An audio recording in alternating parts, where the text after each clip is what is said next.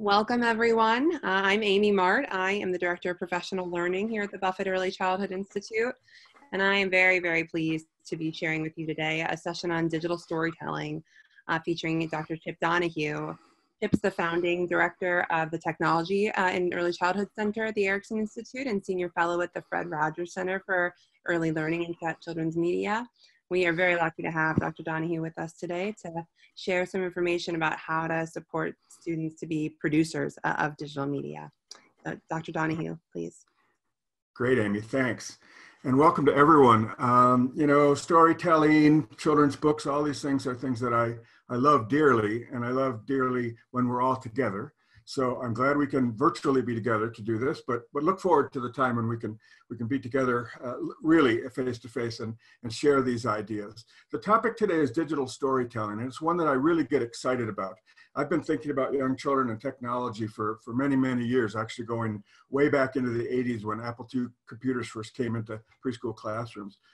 This particular mashup of technology and storytelling and children being media producers really has me excited. And in the last couple of years has been the thing I've been most enthusiastic about because it doesn't take a lot to get started. We can certainly get more complicated as we go. But let me look at the title of the session. Lots of words in that subtitle. So we're going to define digital storytelling as we go.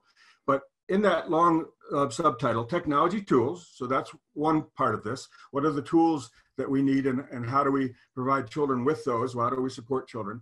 But then words like documenting and demonstrating, sharing, saving, reflecting, and revisiting are all part of the magic of digital storytelling when we have technology tools that could be part of the equation for kids. So that's really where I think it all comes together. We're going to have a little fun today. I'm going to share some little bits and pieces of other kinds of children's books and stories that I'm sure you will know, just to evoke in all of us the power of story and the power of storytelling. And then we'll add the digital piece to it as well. So let's just dive in. On this screen, you see four favorite images and quotes from children's books, certainly from Christopher Robin. How lucky I am to have something that makes saying goodbye so hard. How lucky we all are in this time of COVID and remote learning and all the rest that we have strong relationships to keep us connected to each other, that make it hard to say goodbye, maybe to end the video chat that we're having with grandma and grandpa halfway across the country. But it's those relationships that hold us together. The one on the upper right is from The Little Prince. It's only with the heart that one can see rightly. What is essential is invisible to the eye. Now, I've always loved this book and I always loved that quote, but in my work at the Fred Rogers Center, I came to learn that Fred Rogers had the phrase, what is essential is invisible to the eye, typed out and on his office wall at Family Communications during the whole time that he was producing Mr. Rogers' Neighborhood. He felt so strongly about that notion of the essential invisible and what we each have inside of us and how we bring that out. So I'm happy to share that one. Certainly, I knew who I was this morning, but I've changed a few times since then. Alice in Wonderland, we probably all feel like we've changed a few times since all of this began. And then we all know this last one. The moment where you doubt you can fly, you cease forever to be able to do it. And I love that Peter Pan quote because that notion of empowerment that I'm going to weave through all these comments today, that we're going to help children feel capable of doing things, not incapable, not believing they can, but actually believing they can. So stories matter and storytelling matters to us as human beings. It's part of who we are. And so therefore, storytelling in the digital age matters. And I've got some quotes along the way as well. We're all storytellers. We live in a network of stories. There isn't a stronger connection between people than storytelling. And if that resonates with you and you see the power of story, then the time we're going to spend together here in the next little bit of time, I think will really feed into that. And hopefully we'll give you some tools to connect that love of story with your work with children and the work with technology. So stories matter. I don't know if you know the story Bailey Goes Camping. It's one of my favorites, and I have the book here in front of me, and it's pretty ratty and used and been used many, many times. It occurred to me as I was thinking about what I would have to say to you today, that Bailey Goes Camping is the perfect story for right now, for shelter in place. So I'm not going to read the whole story to you. If we were together, we'd have a nice little circle time and I could do that. But I want to give you enough of the essence of the story so you understand why I thought it was the perfect one for today. Bailey's never wanted anything so much as to go camping with his older brother and sister. But what can be done when mom says he's too little to go? And you know, as older brothers and sisters can do, they get to go to camp, and little Bailey can't go yet, he's too small, but they tell him all the wonderful things you get to do at camp to make him feel bad about not being able to go. And so he goes through his day feeling sorry for himself and feeling sad that he can't be at big kids camp. He said, but his father says, don't feel bad, Bailey. It's not that great. Oh, yes, it is, said Bailey. You get to eat hot dogs and live in a tent and go swimming and fishing and hunt for bears and tell ghost stories and fall asleep under the stars. And best of all, you roast marshmallows, all the things that his siblings had told him they were going to get to do at camp. But his mom says, well, you know, you can do all those things, you can do all those things right here. And Dad says he can, and Bailey says he can, and of course he can, because later that day, he ate hot dogs, and he lived in a tent, and he went on a bear hunt, and he roasted marshmallows. He went swimming and fishing in the tub. And so that whole idea, this whole notion of what the story can do and what the parents were able to do for Bailey just really resonates with me during this time of shelter in place. And the way families are trying to create opportunities for children to remain engaged and to have fun and to be connected to the things and the people they can't be part of right now, including being with you in school. I think it's a wonderful story about the magic abilities of parents, the magic abilities of environments when we think about how we can create spaces and places for kids to have these experiences. So thanks to Bailey for that, and thanks for listening along. So today we're going to learn about digital storytelling. We're going to learn about how children can progress from just consuming media to becoming authors of digital stories. And I'm going to use that word author a lot because it's really powerful and really empowering. For a 4-year-old to be an author of a story is a really big deal, and really can get them excited about language and literacy and storytelling and sharing and all of those things. So we're going to come back around to that a lot. We're going to consider the many ways children can show you what they know. And I think this is really powerful as well. For kids to be able to show you as the teacher what they know, what they're interested in, what they can do through the way they tell stories. We're going to review a list of tools children can use for digital storytelling and that you can use for teaching and documentation and family engagement. I think it's important to pause for a moment that I'm going to talk a lot about putting tools in kids' hands, in the children's hands, to be the storytellers. But I know that's a process and something that you have to work on, and it's more complicated now than ever. But this notion of getting the technology to the children so they can be the storytellers is a big part of my belief here. But I also think that the very same tools you model and use in front of the children can be used by you for your teaching, for documentation, for sharing with families. We're going to review the advantages of using digital tools and encouraging their use by young children. Why am I so excited about digital tools? What is it that they bring? What are the affordances of those tools that provide children with some magic abilities that go beyond some other kinds of materials that we've always had for storytelling in the classroom, and we will continue to. We're going to learn what digital storytelling is, and we're going to reflect on why it matters to children. So really get into some definitions of this. What is the field saying about this? What is the literature and research telling us about digital storytelling? And then really come back to the most important part. Why is this important to children? Why is this something that you can embrace and bring to kids and be bringing them such a gift around their whole child development? We're going to review the elements of digital storytelling. We're going to go over some tips for telling stories. And we're going to go over the features of digital storytelling. Just again, kind of put it in the context of real storytelling guidelines. Not so much that that's what you're going to do right away with young kids in your classrooms, but that you as the adult who's the leader, the facilitator of storytelling, needs to have this background about what are the pieces and components and parts of a great story. And then we're going to reflect on how you can integrate digital storytelling into your teaching and learning practices. Along the way, I'm going to stop at a couple of times and pause and give you a moment to reflect, to review, to reimagine. We'll have some prompts on the screen for you to think about, maybe jot some ideas down, make a little checklist, whatever it happens to be. So we'll give you some time to do that along the way, and then we'll welcome you back and keep the presentation moving forward. Creating media and digital storytelling matter. Again, I've been at this for a long time, and this, I think, is the current sweet spot of technology and very younger children, younger preschool children and kindergarten age children.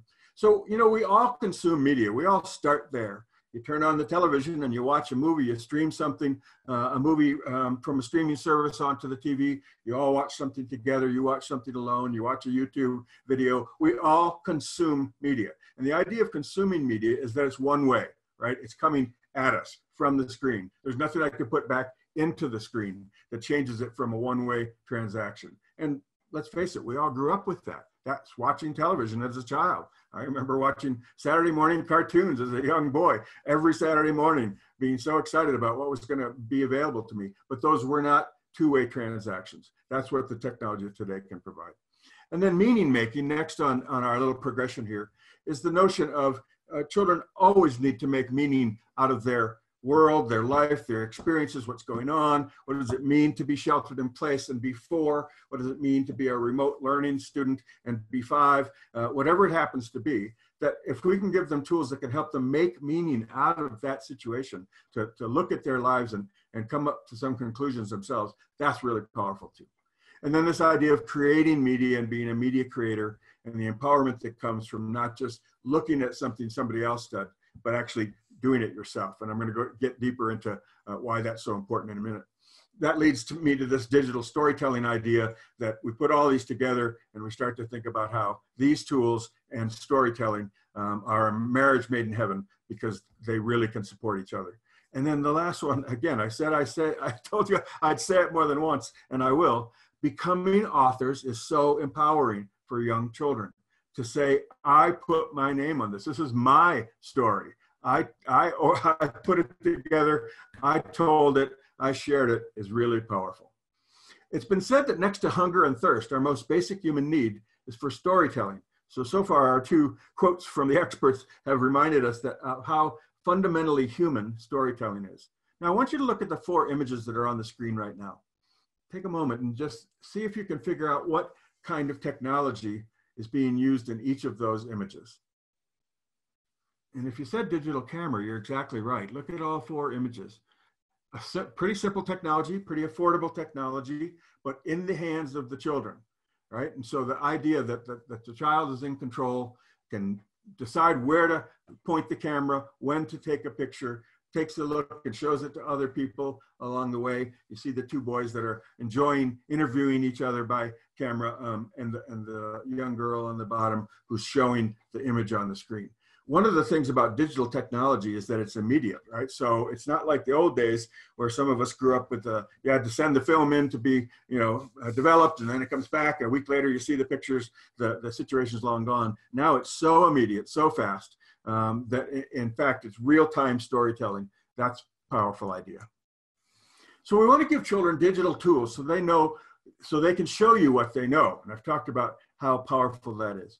So we want kids to be able to take photos or shoot little video clips, record audio, maybe their own voice as a narrator or the person telling the story or sharing the story. Use technology to search for ideas and do research, looking for content online as well. Collect and curate artifacts. And if they collect things, find things, make some artwork along the way, they can take digital photos of those things, and now they're digitized and they can be brought into their story. We want them to document their experiences. What happened? What did you do? Where were you? Who were you with? What did you see? Right? That kind of documentation. We want them to be able to demonstrate their learning, showing you what they've learned from the process, how they learn, how they like to learn. They can integrate art. They can integrate music. They can tell their story. And then these last 4 bullets are really important to me as it relates to why I think digital storytelling is such a win for young children. They can save their story. They can share their story.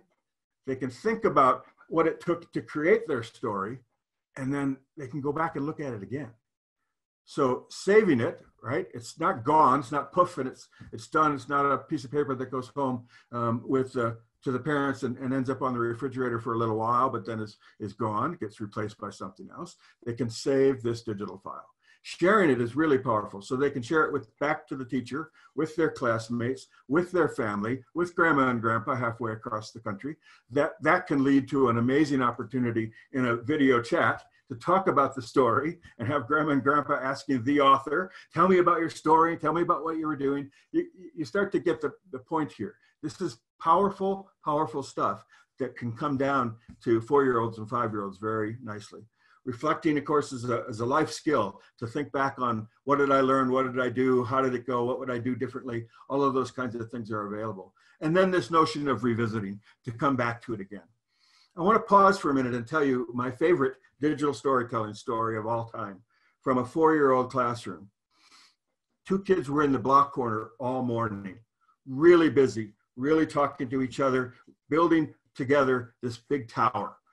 It's about to be circle time, so we all know what happens to that tower at circle time. It has to come down. The teacher grabbed the iPad because she could sense something really special had been happening over in the block corner, went over, took some pictures of the tower from different angles, and then interviewed the architects, asked questions of the 2 kids about what they were doing, what they were thinking, what were they trying to build, what got it started, how did they work together, those kinds of prompts and questions that we all want to ask, right? And then together, they created a little story out of this that they could save, share, and revisit. Now, the key to the story for me, the moment at which you go, okay, there is power in this digital storytelling, is the revisit moment. So a week later, the 2 kids go back to the teacher and say, can we see that little movie, that story about us building the tower? We want to build it again. So of course you can, and she shows them the story again, the video again. And then here's the moment. The 2 kids decide, why would we build the same tower again? We've already done that. Let's build something new and start a new story. So from revisiting comes new ideas, comes extension of an activity, and that one initial story that started with just building with blocks on a particular day has led to this ongoing interaction. That's really powerful. That's really powerful. So think about, as I'm talking about, how you can integrate those kinds of ideas into your own thinking. And it's just, the thing about revisiting is that when it's digital, it's so much easier. We just save it and it's always there. It never goes away. You don't have to go searching for it the next time it's available. Here's what Jerome Bruner had to say about storytelling. We are storytelling creatures, and as children, we acquire language to tell those stories that we have inside of us. We acquire language to tell those stories that we have inside of us.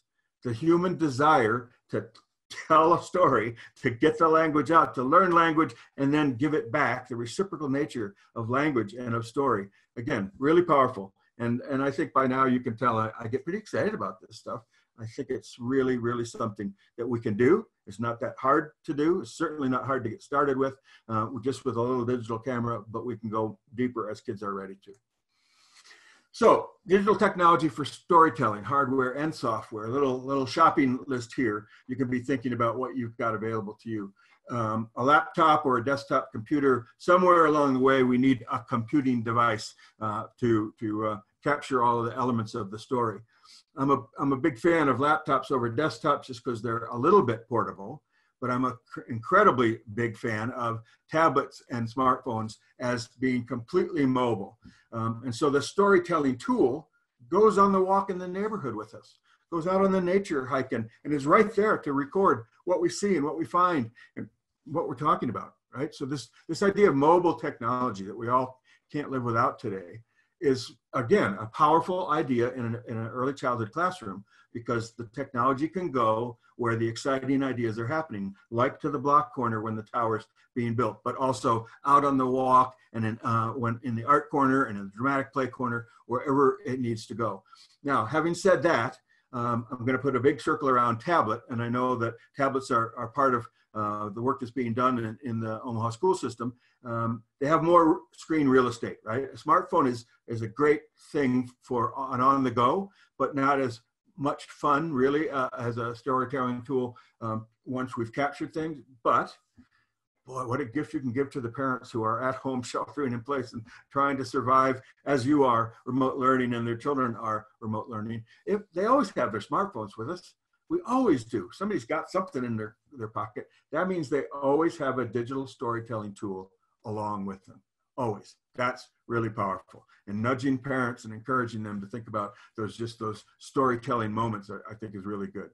So a digital camera, which we saw from the other classroom, but let's remember that smartphones and tablets have digital cameras built right in. A digital camera that can shoot video clips, action clips, again, built right into a smartphone and a tablet. Digital voice recorder or an audio recorder, once again, already in there. You can see that the tablet becomes this amazing tool because everything's already there. A microphone, some headphones, and then storytelling apps and websites. I'm going to share a few with you as we go, and you can download a resource on digital storytelling as well that has some of these things listed and links for you to check them out. Multimedia authoring tools, this notion of what are the tools that teachers can use alongside children to bring together audio and video and still photos and all the kinds of media that you're working with.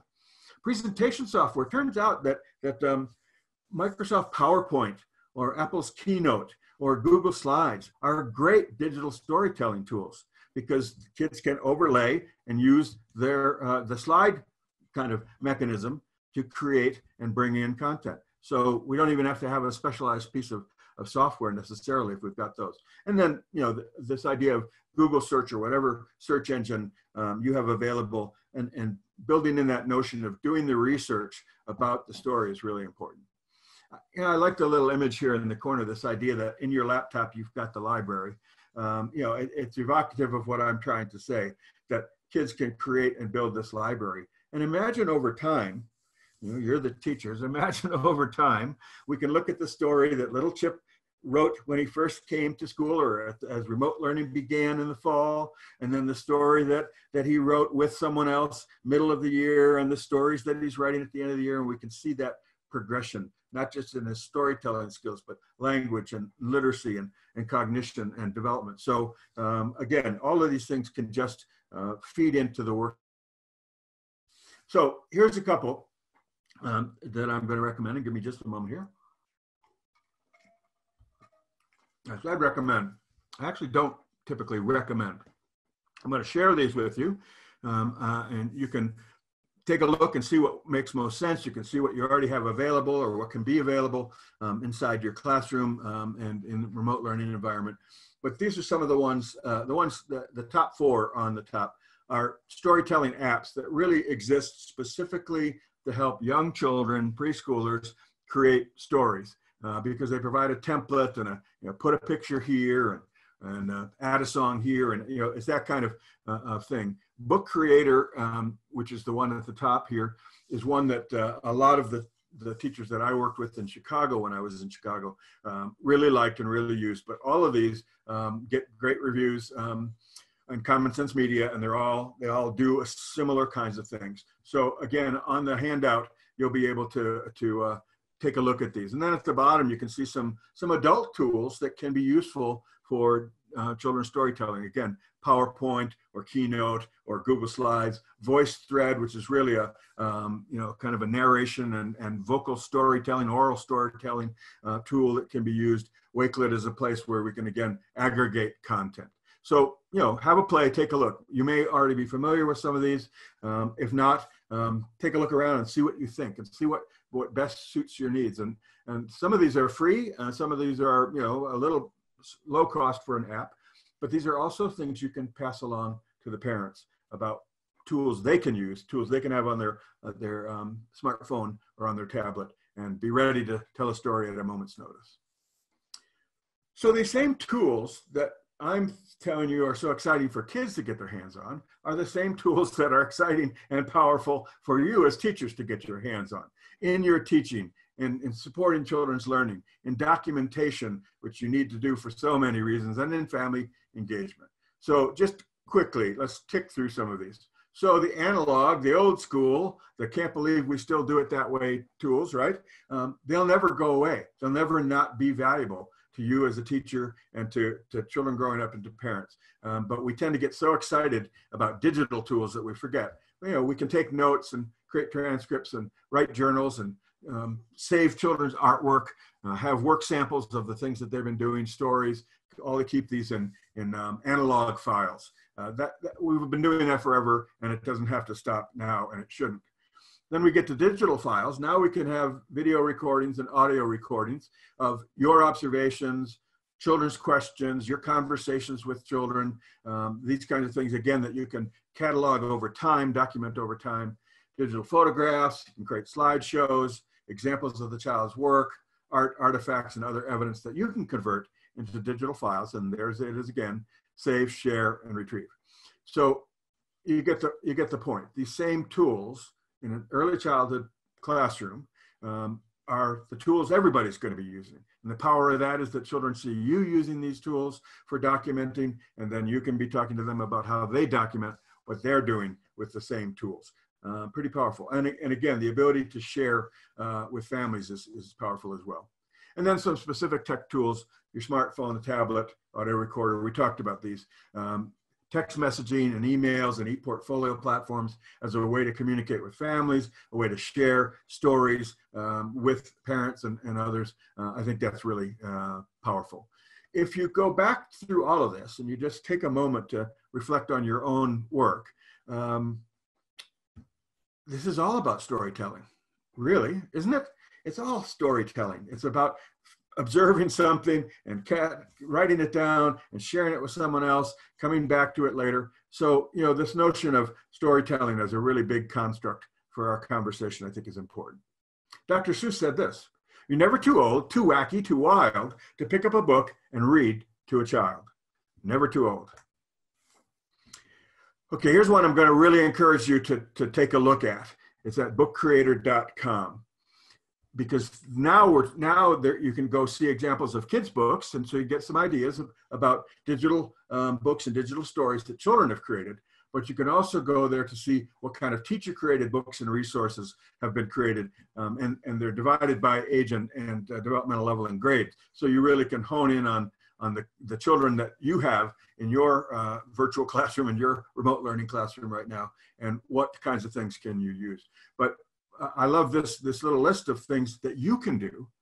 You can tell interactive stories. You can start a portfolio. You can keep a research journal. You can create poetry books from the writings that kids are doing science reports, provide a little instruction manual on how to do something, help children create about me books and things that they can do as well. So take a look. The other software that I showed you has similar kinds of resources. I was particularly impressed with what Book Creator has done since the last time I visited their website around aggregating these kinds of examples for teachers, so you can see what other teachers are doing. And really, isn't that part of our 21st century teaching and learning model, to be a connected educator, to connect with other teachers and see what they do, to share your best practices with them so they can learn as well. So just take a look when you get a chance at that. I think it's well worth your time.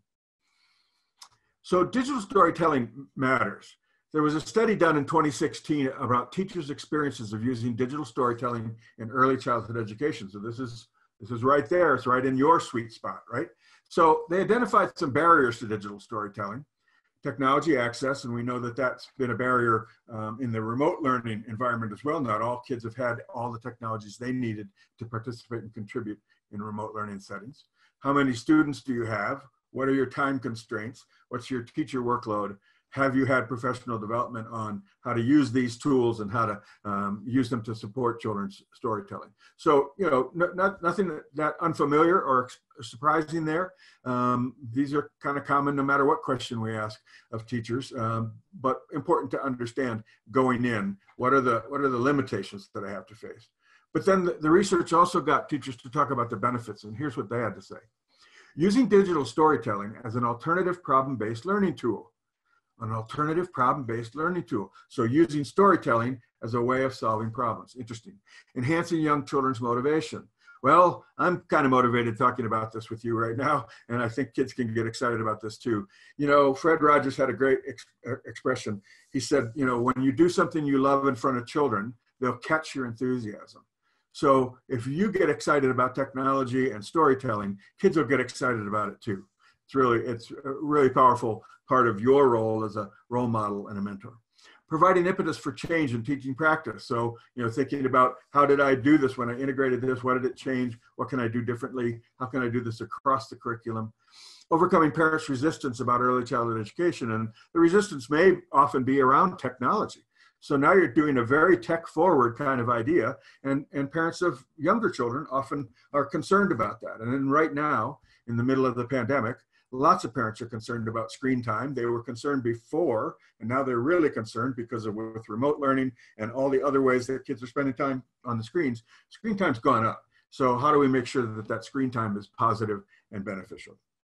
Providing equal opportunity for all students and supporting the use of technology in early childhood teaching. So again, big buckets, big ideas, but I think powerful ways for you to think about this. Now I'm going to give you a moment to pause. I want you to reflect on the list of barriers that I've repeated, copied below, and think about those ones that are most challenging for you in the classroom, but also what's challenging right now in remote teaching of young children, because we know that's a whole nother thing and another set of challenges, and it's technology mediated, so we're already using technology, but what else is going on? As we begin our exploration of digital storytelling, make a quick list of 3 of the benefits listed below that would have a positive impact on children and parents during the pandemic and beyond. So the rationale for why digital storytelling is what I'm after there. And then any other benefits you can imagine. And when you're ready, continue with the presentation.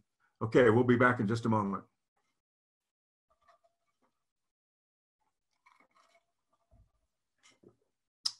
Well, welcome back. That was a lot to think about. And we're moving through all of this quickly, but I think we're starting to get a feel for these stories. Advantage of using digital tools. So this is work I've really literally been invested in since the late 80s. Why kids need digital tools? Well, when we think about storytelling, it's child-centered. The child chooses the story, chooses the topic, chooses what to include in the story, chooses where to point the camera. The child's in control of the technology and the story. That's so important. Child choice and child control as it relates to positive benefits from technology use and long-term payoffs for the child understanding that I can control these technologies as tools for my learning. They're already familiar with the affordances of digital devices. They've used their smartphone at home. They've used a tablet. They've used a computer. They're doing remote learning with you right now. So they don't actually have a learning curve around the digital devices. If there's any learning curve, it's around you helping them understand how the devices can become storytelling tools. We can use these things alone or together. Could be a child and a child, or an adult and a child, a parent and a child, teacher and a child, or just the child going off themselves to tell their own story. We use them for inquiry and investigation, for research and representation. And of course, storytelling is in fact a deep version of representation. Kids can search, collect, curate, and digitize artifacts. So the stuff that they find along the way on the nature walk, or even in an aspect of the classroom, they can now turn into digital images that can be part of their story. They document their learning in multiple ways, so multiple pathways, multiple means of representation are really important. They can show you what they know and show you how they learn. They can save their story, share their learning, revisit and revisit and revisit and revisit again.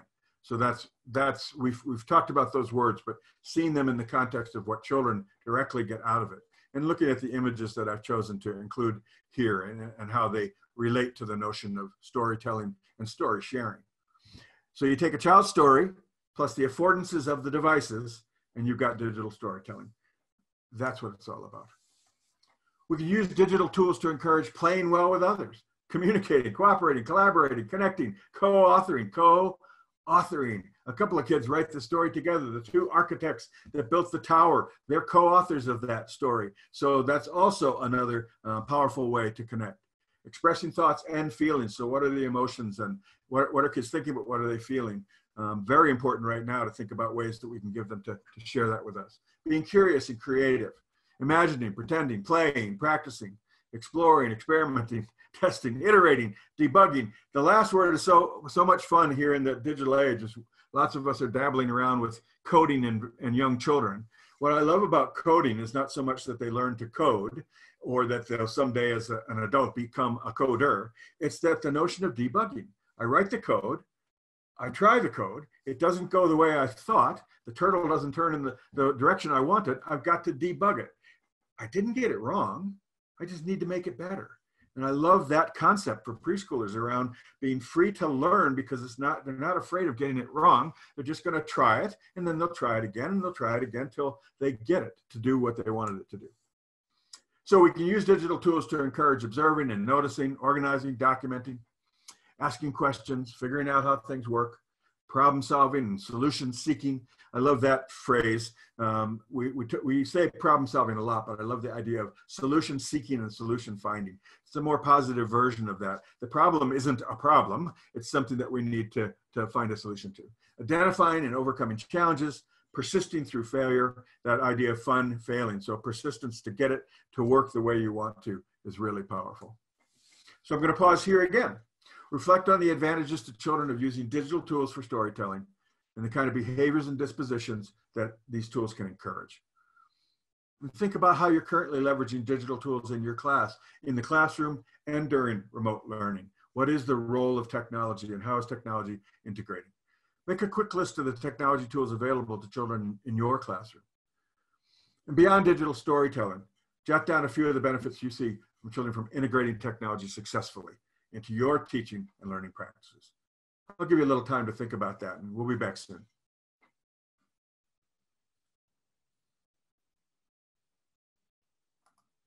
So welcome back.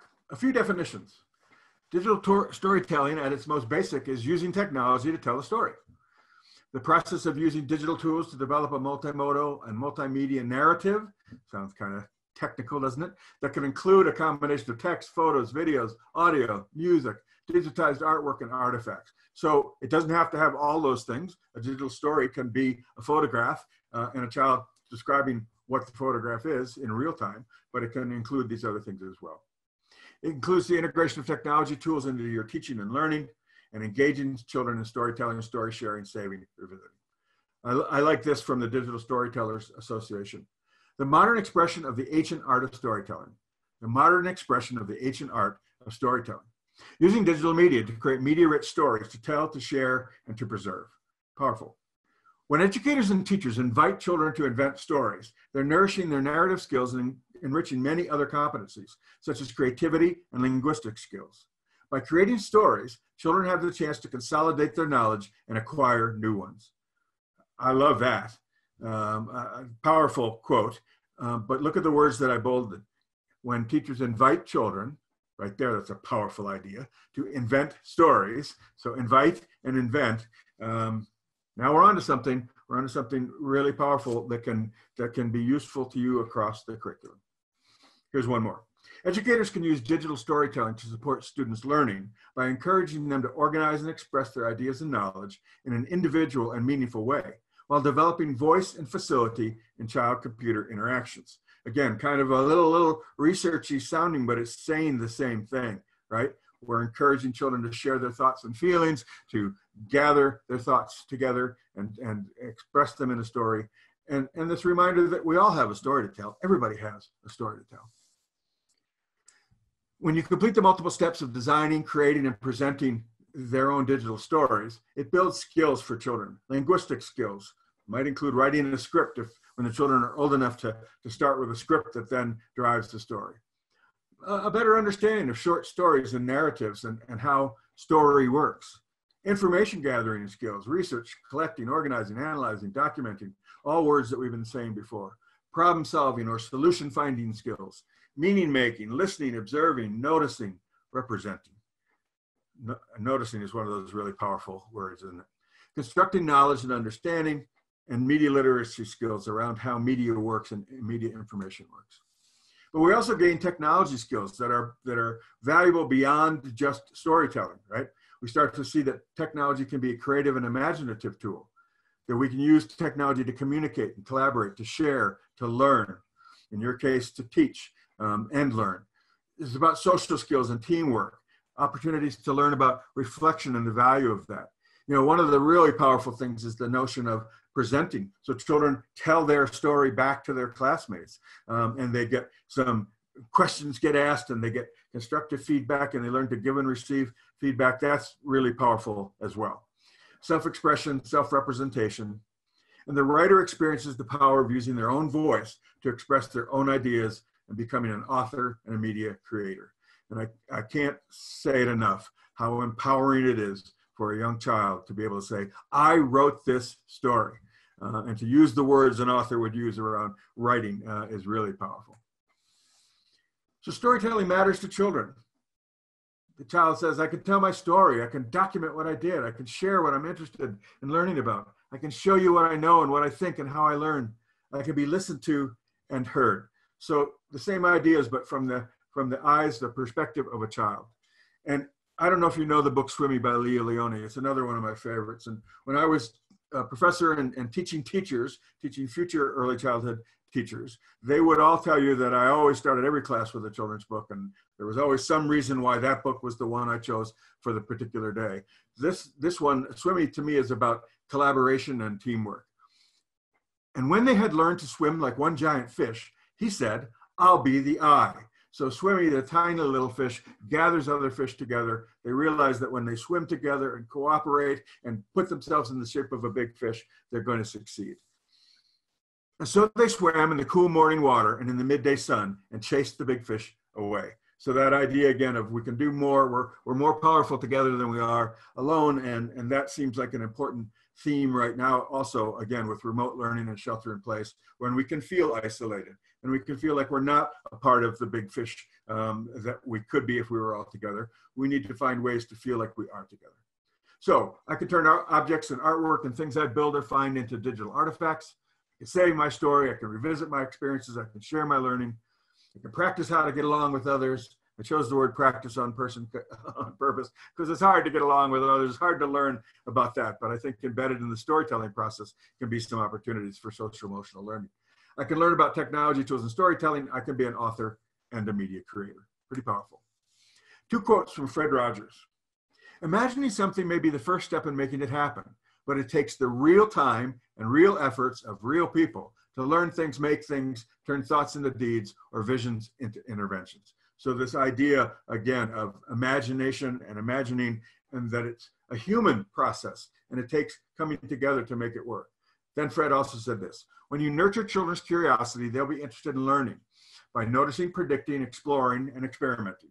Their discoveries might open your eyes too to some fascinating things about our world. And that's this notion that Fred always had of the reciprocity of teaching and learning. Teachers teach, children learn, children teach, teachers learn. It goes back and forth and it's powerful in both directions. So another pause here. Take a moment to review the reasons why storytelling matters to children. I'll leave this up on the screen and we'll give you a couple of minutes to ponder this and the 2 reasons that I pulled out for you to think about. See you in a minute.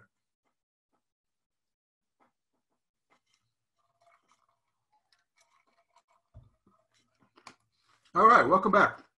All right, let's have a little fun. It's certainly related to the topic, but I couldn't resist. So let's think about story starters. Not necessarily that 4-year-olds are ready to do, but that when you understand them as the adult storytelling leader and role model, it can be helpful. Stephen King, the author, says, an opening line should invite the reader to begin the story. It should say, listen, come in here. You want to know about this. Remember the word invite that we had before? An invitation. A story should be an invitation. A closing line should leave you satisfied but wanting more. Another kind of invitation to continue, a nudge to wonder what happens next, a provocation about what you could do now that the story's over.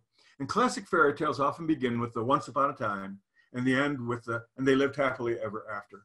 And we know those phrases, but in between those bookends, those traditional storytelling openings and closings, lots of kinds of stories can happen.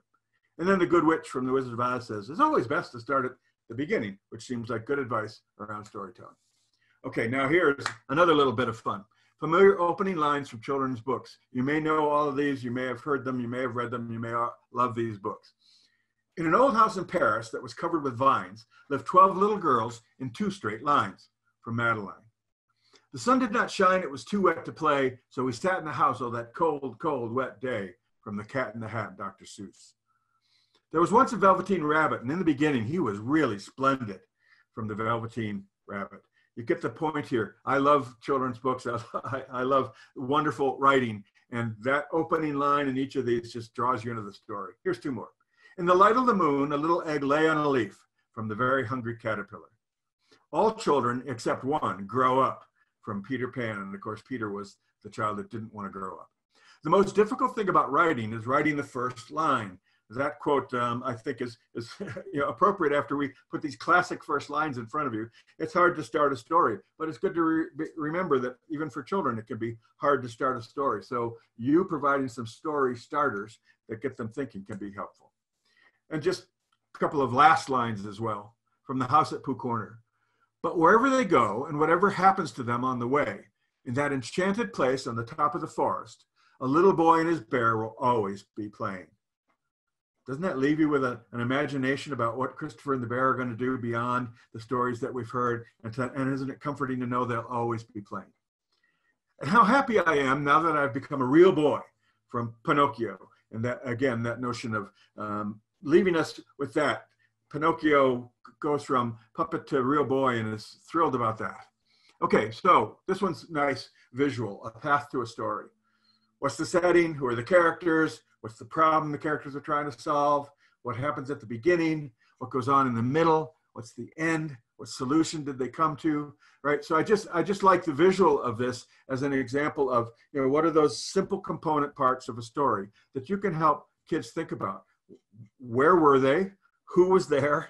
What was going on? How's it end? Did they solve the problem? So 7 elements of digital storytelling, which comes from the Center for Digital Storytelling. This is a famous list of 7. You go into any of the literature on digital storytelling, you're going to bump into these. So the point of view, the dramatic question, the emotional content, the narrator's voice, I put in parentheses the author's voice, economy, think 3 to 5 minutes. I would say for early childhood education, think 1 to 3 minutes. These are short little stories. They're not long books like you see on the children's bookshelf in the lower right-hand corner. They're just quick little reflections on something that happened. That also frees up the author to not feel like I can never get to the end of this thing. What's the pacing? What's the soundtrack? So that leads to these tips. Establish a point of view. Who is the narrator? Why is he or she talking to us? Who's telling the story? I love it when it's the child who's telling their own story. That's giving them voice and authorship. That's a double win. Ask a dramatic question. Problem to solve, desire, action, realization, what's happening. Include feelings. So what are the emotions associated with your narrative? So you can prompt that as kids are writing their stories. How were you feeling? What do you think the other kids felt at that time, right? Starting to ask those questions about that lead to thinking about empathy and understanding other people's emotions. How do the characters feel? How do the readers feel? You want to establish your voice. What does your narrator sound like? Again, I'm going to really encourage you to think about how we get the narrator to be the child, to tell their own story, literally. What's the power of the soundtrack? Do we have music? Do we have nature sounds from the nature walk, whatever it happens to be? Manage the length. Again, keep it short and succinct. This is not storytelling in 4th grade or 6th grade or 8th grade. This is storytelling with 4-year-olds. A tiny little, quick little thing, an explanation of one photo can be a story.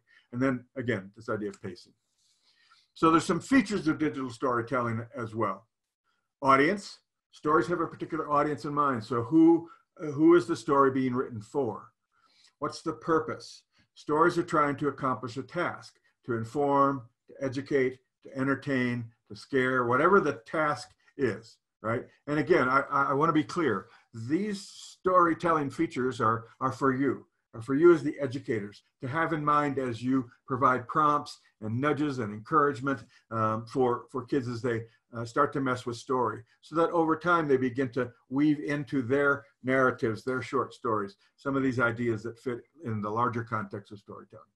Content. The content has to be meaningful.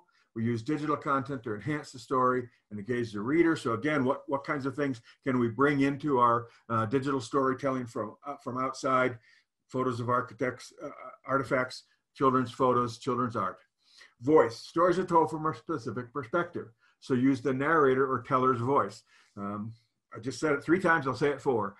Get the child to be the narrator of their own story. Record their voice. Let them hear their voice when they read back the story. So powerful. Let them tell it orally and show it off, but also if you're recording a voice, get theirs on tape. Technology.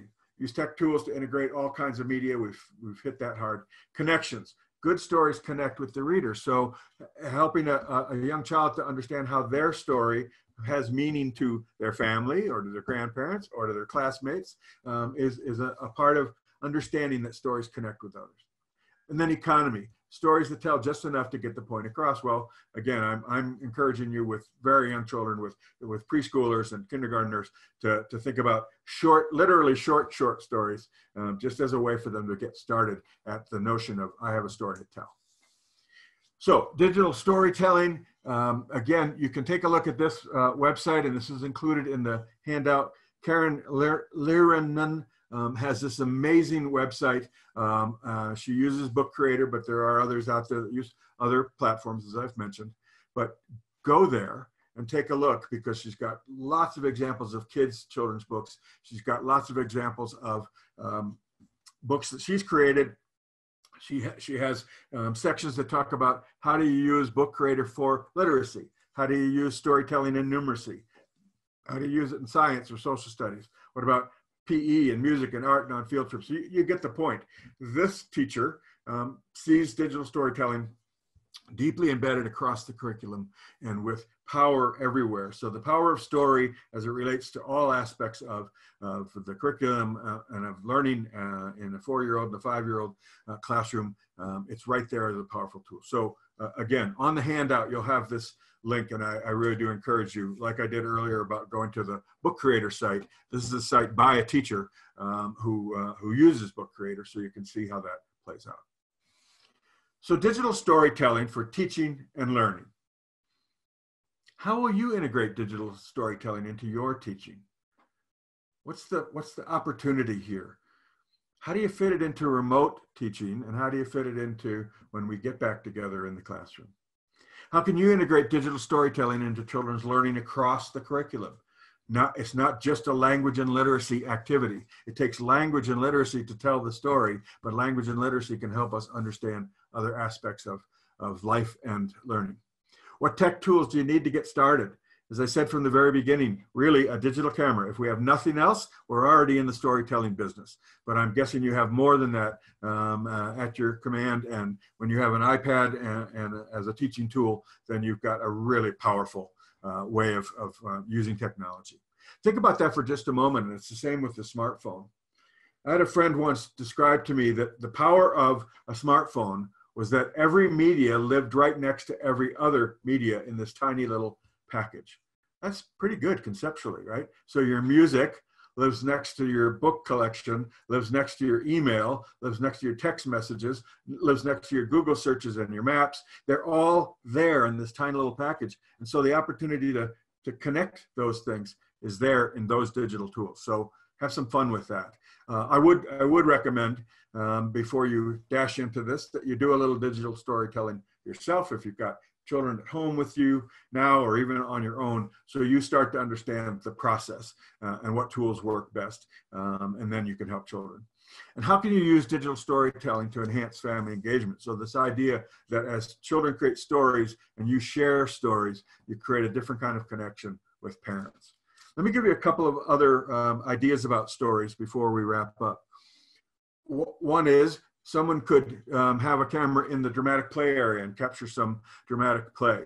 Right now, during the pandemic and during shelter in place, I think it's really critical to find ways for children to get involved in dramatic play and as an extension in storytelling. So they can tell us, show us, help us understand how they're feeling, what they've missed, what's been okay, what they really can't wait to get back to. This notion of what was life before all of this, what was life in February, and then what's life been since, and what do we imagine life being after this? So the power of story and the power of dramatic play is that it gives you a window into the child's thinking and into their emotions, and that's really valuable. So think about that. I had a teacher who did something called the Inventor Studio. And every week, a child was the inventor and would work closely with the teacher on this with an iPad. So they would make a decision about what they wanted to invent, what kind of thing that they wanted to create. And they would do some research on the internet and find pictures and ideas and audio and all of this. They put all of this together for the week. And then on Friday morning, the inventor got to be the presenter to present his or her invention to the class. This was so powerful. One, it created great partnership between teacher and child around a specific child having the focus on them and their invention for the week. It really was digital storytelling. And what I loved best was as soon as the child would be done showing and telling the story, the questions that came from classmates, they weren't critiques, they weren't criticisms, they were fascinating insights into what kids thought was important. So, also understand that moment of the storytelling is powerful too. Take your mobile technologies out on a nature walk and capture what's going on in the neighborhood, capture what's going on the playground, capture what's going on an outing that kids can take safely with parents. That's a really easy one and an obvious one, and it may be the best one to give parents a tip on for starting digital storytelling with themselves. Is just, you got your smartphone along, here's a chance to do that. I have a colleague in Oregon who uses digital microscopes with kids to help them really look closely and examine phenomenon. And that turns into a story because the digital microscope allows a child to look really closely at a seed or a bug or a plant, and then save the image on the computer and then talk about what they saw. So again, you see the progression here. We're already noticing. We're already looking at things closely. We already feel deeply about things as a 4-year-old or a 5-year-old. So we're just bringing together those natural instincts and we're handing them a tool to take it a little bit farther. That's the power. That's why I get excited. What about just a simple show and tell, right? Everybody gets to go take a picture of something that they're excited about and want to talk about. And then they come back and we each have a chance to show just one image and tell our story about why we thought it was important. These are just a few of the ideas that I've seen teachers doing amazing things with. And so again, it's that notion of storytelling meets digital technology, meets child's interest and fascination and desire to explore their world, meets digital storytelling all the way. And as we get close to winding down, I love this piece from Dr. Seuss. You're off to great places. Today is your day. Your mountain is waiting, so get on your way. So Dr. Seuss is leaving us with this nudge that there's more left to do. You've learned about these things. We've climbed the digital storytelling mountain, as it were, and now we need to move along.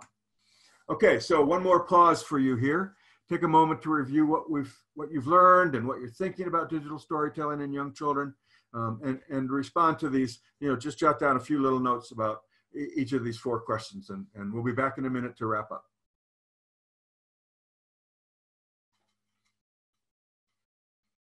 Okay, so welcome back. I hope you had a chance to do some reflecting. Maybe you can even save your reflections on a computer and visit them later, like we've been talking about kids will do. One of the things that I've learned about great storytellers is that they're relentless story collectors. So I'm going to leave you with this idea. First, Isaac Denison said, to be a person is to have a story to tell. So we've all got stories. We all have stories to tell. And our stories reveal who we are, what we care about, what we're thinking, what we're feeling. So go all in on this as a positive way of connecting with kids, particularly in this very tech-mediated time that we're in. Ever since humans developed oral language, we've been storytellers. A well-told story evokes memories, emotions, sparks our curiosity. So become a relentless story collector. I'm a relentless collector of children's books, and use the stories embedded in the books to make a connection, be it Swimmy or Bailey or any of the other books that I will grab off the shelf along the way. Save story ideas and story starters. So when you hear something that sounds like, oh, that would make a great story, jot it down. Oh, that's a great way to start a story. That would be a good beginning. Jot it down and help kids to remember their ideas about stories. Look and listen for ideas that make you say, that'll be a great story. So again, things that just resonate with you and you go, wow, that's going to work. Focus on your own experience and have the child focus on their experience. What were you thinking? How were you feeling? What were you doing? Where were you? Who were you with? I like this next one. I think it's kind of important too. Great chefs gather recipes from their childhood, from grandmother's kitchen, from their travels, and they borrow from other great chefs. Storytelling is derivative. Right? Is there really an original story left to be told? We all remember the stories we've heard and that have impacted us, and then we make them our own. And try out many forms of stories and storytelling. Use analog tools, use digital tools, use both. It's all wonderful. And finally, nurture children's noticing and listening skills. And that's what storytelling can do for us. And I'll leave you here with a relentless storytelling list of the books that I've referenced along the way. You know many of these, right? In the great green room, there was a telephone and a red balloon and a picture of from the moon story. And you have been my friend. That in itself is a tremendous thing. So thank you very much for spending some time with me. I hope that you've caught my enthusiasm for digital storytelling. I hope you realize it's just a quick thing that you can get started on. You can go a lot deeper, but there's no reason not to get started. So what are you waiting for? Your mountain's waiting, so get on your way. Thanks so much.